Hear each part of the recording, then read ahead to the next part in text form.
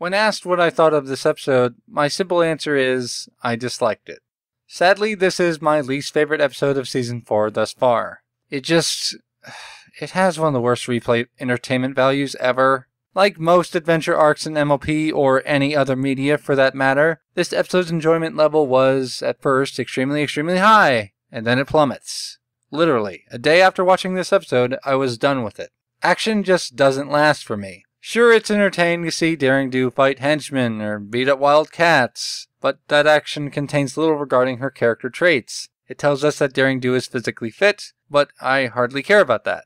It doesn't matter how new the action is or which character it is, it's just bland. In general, I care more about the character's daily behaviors, values, thoughts, feelings, and understandings of the world around them. All of these personality traits are better provided by watching the characters interact with their world and others, which are sadly put to the wayside during adventure arcs. Character interaction is just there to complement the episode instead of being at its core. I loved seeing the fan talk between Twilight and Rainbow Dash. It reminds me of practically every analysis discussion ever, but like every adventure arc, character interaction isn't the focus. This is a problem I have with all adventure arcs, though depending on the quality and quantity of character interaction, I can still love them.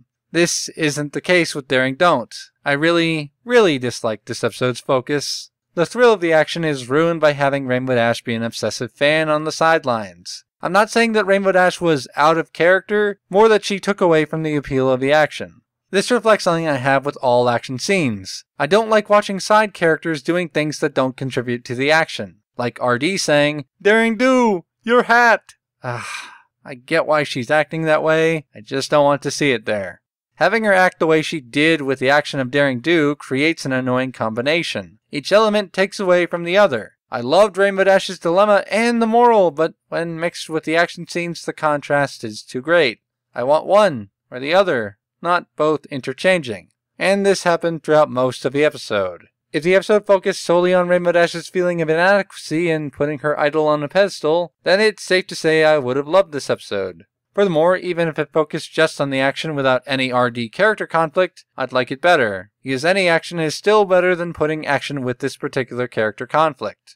Though, that would be impossible, seeing as you need to demonstrate that Daring Do is actually a character in Equestria. To do this, you need characters from Equestria to visit her in Equestria, and it really doesn't make any sense why Rainbow Dash wouldn't be included.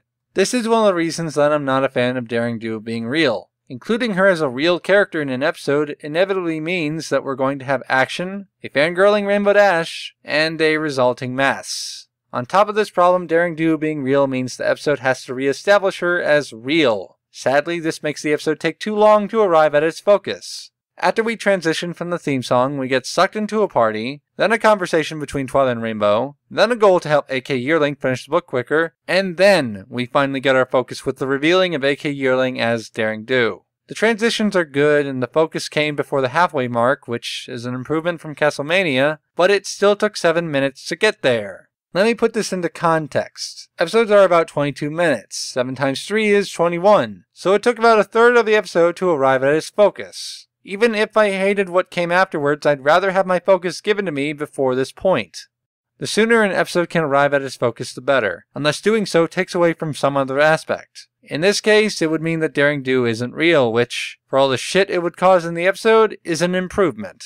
These are my only reasons for disliking Daring Do being real, though. Unlike other analysts, I don't have a problem with the implications it has on the world. To the contrary, this is an aspect of Daring Do being real that I really like, because it further diminishes the knowledge the princesses have. It makes it seem like there's more challenges that exist in Equestria since they don't have the knowledge of everything that goes on. Sadly, I can only enjoy the concept here because what happened in the episode is terrible.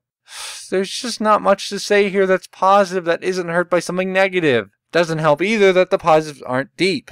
The only other thing I can say on this episode is I enjoyed the setting. It was nice seeing an Aztec temple, the Aztec earth ponies, and the Indiana Jones vibe again.